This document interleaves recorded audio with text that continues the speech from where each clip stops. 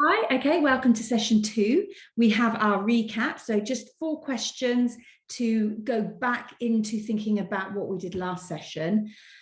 It's not a test, so do please feel free, if you can't remember a detail, go back through those notes. The more you research it in order to try and get it right, the faster the recall will eventually come with this and any topic that we cover. So hit pause, have a go at those questions and hit play when you're ready. Okay, there's your answers. Hopefully you remembered to use your number lines to help you find the correct values. Pause, mark, press play when you're ready. And we're on to standard form. So we're going to learn today in the first part of standard form what a number in standard form looks like and why we would use it, and how to change between standard form and ordinary numbers. So we're looking at that type of thing today. And then in the next session, we'll be looking at how we calculate with standard form. So let's take a look at a question that we wouldn't have any problems with. So if I gave you 5 times 1,000, you would happily tell me that is 5,000. Now, I could have given you the question in a slightly different way. I could have said, what is 5 times 10 to the power 3. 10 to the power of 3 means 10 times 10 times 10, which is 1,000. So I've literally just written a different question that means the exact same thing. It means 5,000. And this here is an example of standard form. Now, I wouldn't necessarily have to work in standard form with a number like 5,000 because 5,000 isn't a particularly tricky number in itself. But if I was to give you a much larger number like, there we go, that is 6,210,000. Now, if I was to give you that number and then tell you that I wanted you to multiply that to 478,231, we really wouldn't want to do that. Not certainly with our handwritten methods. And that's where standard form can become really useful. It's an efficient way to work in particularly large numbers, or the opposite, particularly small numbers. So how does it work? How do you write a number in standard form? Well, let's go back to our 5,000. If I had been given this and been asked to write that, so going from an ordinary number and writing it in standard form, what I would do is I would consider the decimal point that's invisible on the end. And let me show you what I mean by that. So we've got our thousands, hundreds, tens, units, decimal point, tenths, hundredths, and so on. That's our place value grid. 5,000 lives here. And the very next thing is a decimal point. All of our whole numbers have invisible decimal points on the end. So what I'm going to do in order to work out how to write this in standard form is I'm just going to take the invisible decimal point, I'm going to move it so that it's in front of that 5. So I've now got 5.000. Now I don't need all those zeros, which is why I'm just going to write the 5. And then because I've moved that decimal point, I've got to allow for the fact that that 5 is still 5,000. So if I then add in my times 10 to the power of 3, I keep that value true. I haven't changed the number. It was 5,000 when it was given to me. It's still 5,000. And getting that number 3 is done from counting the movement. So I went 1, 2, 3. That has become my power. Now, standard form is always 1 digit, always. So you have this 1 digit. If you've got more numbers that have value, like our our 6,210,000 does, we will keep those but it'll still just be one digit before that decimal point comes in. It is also always, I can't stress that enough, always times 10, and then there'll be a number for the power. And it's that number for the power that makes sure that that one digit holds its value. So let's look at the 6,210,000 one and do our count. We are going where the decimal point is on the end, and we're going to go 1, 2, 3, 4, 5, 6. It took me 6 counts to get it in the right position.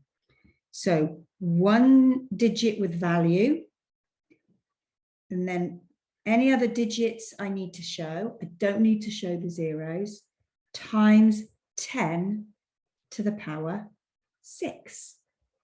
And that's changing a large number into standard form, into something that would be more manageable should we have to do adding and timesing and so on and so forth with standard form. So there's always one digit with value. So that means it has to be a digit between 1 and 9, can't be 0 because that doesn't have value. Then a decimal point if needed, and then always times 10 by whatever. Now, what I would really like to do before we go on and practice a little bit of this is just provide a piece of additional information which is going to explain, I hope, why our powers aren't always positive. Sometimes we can have a negative power. So I could maybe have a number in standard form that looks like 6.3 times 10 to the minus 2. And this is where people, when they're first learning the topic, can start to make some errors. They'll see the negative, so they'll want to put a negative answer down. That's a really common thing. Other people want to change from times to divide because they're feeling the difference, so they're wondering if it's there. All right, so we're going to learn about what that negative actually does. So if we look at our place value grid that we've already started, I've got 5,000 already in that grid, haven't I? And we know that 5,000 in standard form is 5 times 10 to the 3. Okay. So my 1,000 columns could have that label instead, 10 to the 3. That's what 1,000 is. It's 10 times 10 times 10. If I had 500, that would be the same as doing 5 times 10 to the 2. So my hundreds column could really have that label rather than the letter H. 10 times 10 is 100. And that pattern keeps going. So 50 is 5 times 10. If you know your indice rules, you know there'd be an invisible 1 on that 10. And then if I follow the pattern that's forming here, it's gone 3, 2, 1. The next would be 10 to the 0. And if you know your indice rules, you'll know that anything multiplied by 0 is 1. So if I was to put a 5 in here and multiply my 5 by 10 to the 0, I'm doing 5 times 1, which is 5. So I'm making that value is holding true. If I was to write my 5 here past the decimal point and follow the pattern I'm creating here, I've now got 10 to the minus 1. 0.05, 10 to the minus 2. So the negative power is when a digit has moved through the place value grid and gone below 0. The negative power is giving us very, very small numbers, and the positive powers are giving us really, really big numbers. And that's the difference between the two powers. So I hope that little bit of detail behind what is going on is useful and will go on to help you remember, okay, positive powers, big numbers, negative powers, small numbers. Okay, So let's have a look at this one that I wrote here at the top, 6.3 times 10 to the minus 2. I know that 10 to the minus 2 is going to make me a small number, a number less than 0. So I'm going to count 2 places, but this time I'm going to go in the opposite direction. I'm going to go in a direction that's going to enable me to make a small number.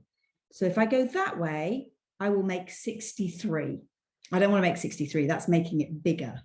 So I'm going to go 1, 2 places, and there will be my new decimal point.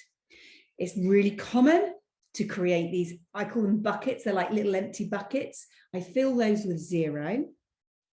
Cannot have a decimal just floating around, so we squish it in with another 0.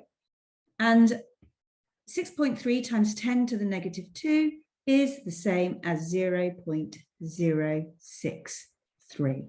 Okay, so let's do some more. Let's have a go at this. So I'm going to give you 490000. I would like you to hit pause and press play once you've got that written in standard form.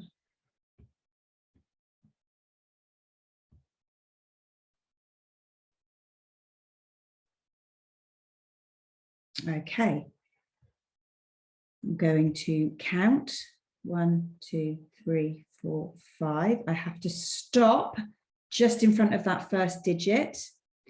I've got 4.9 times 10 to the power 5 because I counted in 5 places. If you got that right, well done. Next one, 0.0074. Off you go.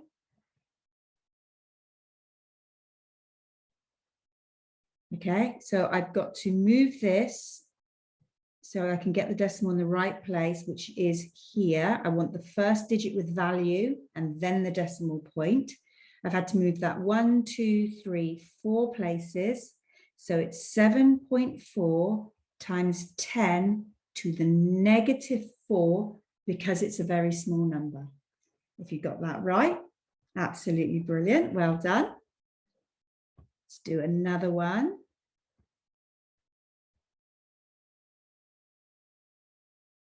Press play when you're ready.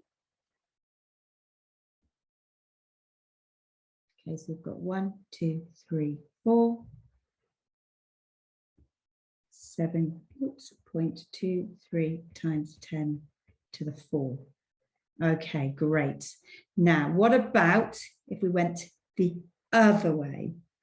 What if I gave you something in standard form? Let's say I'm giving you 2.87 times 10 to the minus 3. How do you take that back to its ordinary number? Hit pause and press play when you're ready. Okay, so the negative's telling me this has to be a small number. So I know that I must go in this direction to make the numbers smaller. So 1, 2, 3 in total.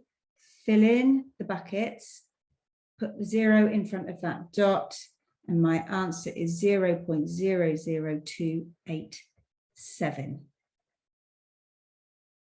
Okay, let's do another one.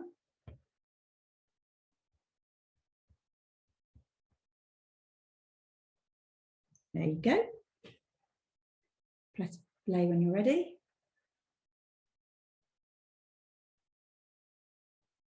Okay, so I've got my 8.9. I am going to count 5. 1, 2, 3, 4, 5. There's my point. I've got 4 zeros to fill in. So 8, 9, 1, 2, 3, 4. If you got that right, fabulous. Okay, so that is changing between standard form and ordinary numbers as we know them. There is something else that can crop up that I want to show you in this session, and that is when you are calculating in standard form, which we will be doing next session, so we're not going to do it yet, but what can happen is you can get a result, you can get an answer that would look like this. Let's say We've got that as our final answer. Now that looks and feels very much like standard form. The workings that we would have done from the original question would have felt like we were in standard form. Everything feels good and correct.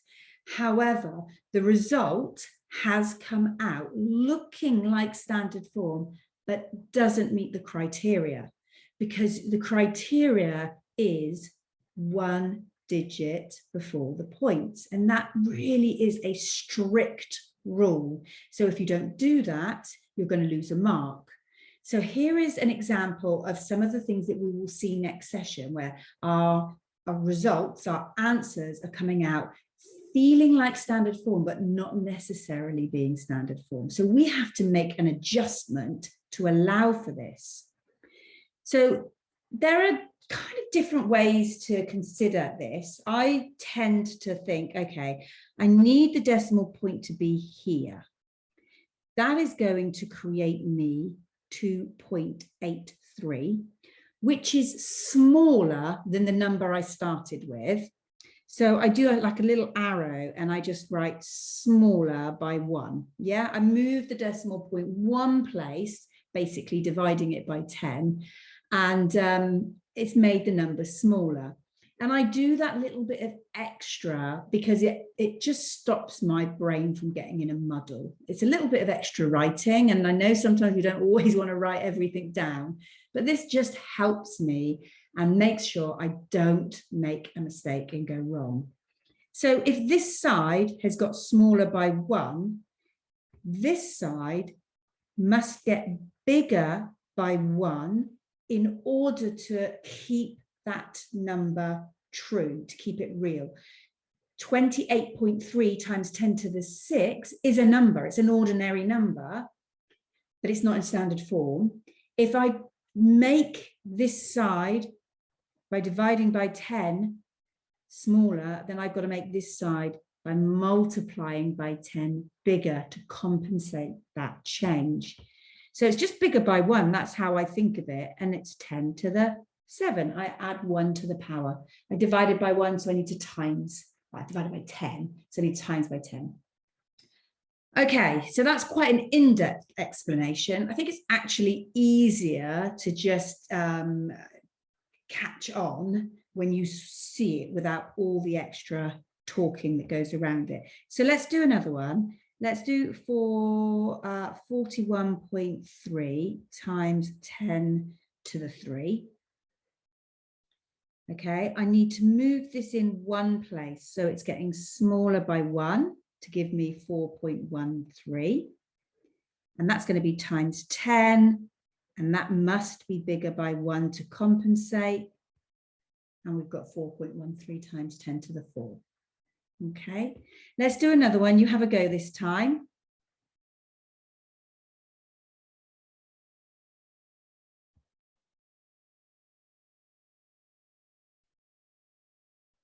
Going to make it slightly different. Doesn't matter that we haven't done a negative yet. Just hit pause and go for it.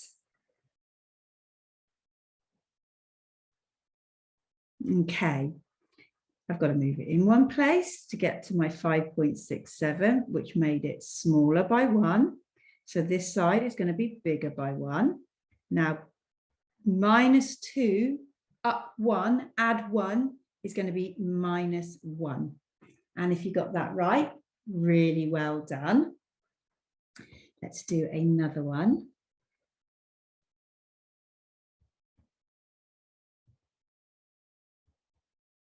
Okay, I'm going mad now. Okay, let's do that one. I want you to just think about what we've done so far. I know this is different, and I want you to just go for it and hit play when you think you've got your answer.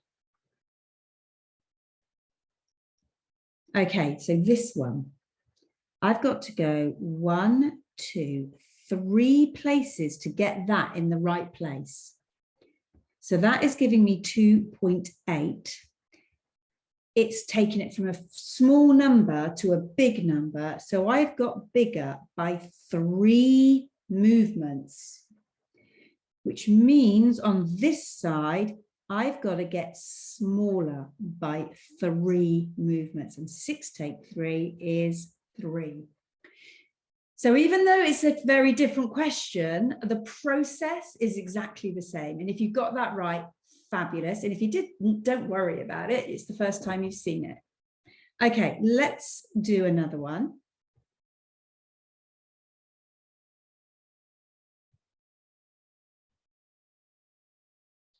Okay, press play when you're ready.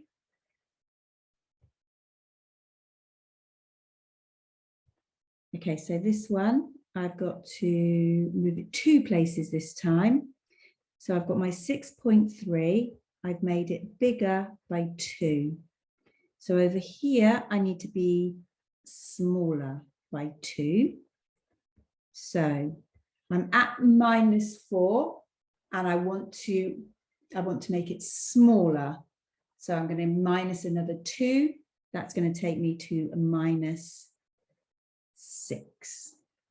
So we do need to take a little bit of care with those negatives. And that is a process that you would need to apply if you did like a calculation and it came out looking like standard form but not really being standard form. So we must watch out for that. So that's like a little heads up. Okay, I'm going to leave you to practice now. So these are the questions, and just before I literally leave you to it, you've obviously got some practice changing into standard form and then changing back to ordinary numbers. You've also got some practice at making sure that everything is written correctly. The very last question is putting the numbers into ascending order. Ascending order means smallest to biggest. It uses the skills that you've got. It's just giving you a slightly different question. And it's really, really important that throughout the course, I am giving you questions that are a bit unfamiliar, because we do not study our GCSE. We don't try and recognize questions, go, oh, I can do that one because I know that question. You're not going to get the highest grades taking that strategy. It's always got to be, right, I've got my skills. I know how to change numbers into ordinary and back again or whatever. How do I apply it to something I've never seen before? And throughout all of our sessions, that's the type of thing that we're going to be trying to develop. It's not about recognizing a questioning and hoping and praying it's going to be in our GCSE. It's more about learning those skills, having confidence that it's really secure, so that when something unusual comes up, you can just take that step back and go, okay, what am I looking at? And what do I know about this? How am I going to use what I know? And if you can take that approach into your GCSE, you will access many, many more questions, I can assure you. All right, I'm going to leave you to it. So I'm going to disappear and I will bring the answers up in a minute. Please remember to do a few and then mark. Do a few and then mark. If you are making mistakes, you can learn from seeing those answers. And I will see you next session.